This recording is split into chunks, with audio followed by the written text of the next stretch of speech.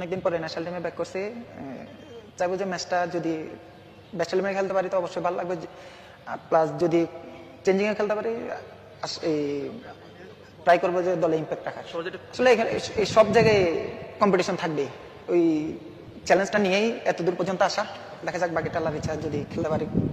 Preparation বলতে গেলে আমরা তাইফে সেম কন্ডিশনেই ট্রেনিংটা করছি। আশা করি এখানে সমস্যা হলেও অত আশা করি অত বেশি সমস্যা হবে না, যেহেতু আমরা তাইফে এই সেম ওয়েদারে প্র্যাকটিস করছি। বৃষ্টি তো ছিল না, এখানে তো বৃষ্টি না, ওইখানে বৃষ্টি ছিল। হ্যাঁ, এটা ভালো। এটা আমাদের চেয়ে ও বেশি নিজে থেকে আমাদের সাথে অ্যাডজাস্ট হতে চাইতেছে, এটা আমাদের দলের জন্য পজিটিভ সাইন। এটা আমাদের চেয়ে আমাদের ইজি হয়ে গেছে, কারণ ও নিজে থেকেই আমাদের সাথে বেশি ফ্রেন্ডলি চলাফেরা করতেছে, মাঠেও সেম বিহেভিয়ার।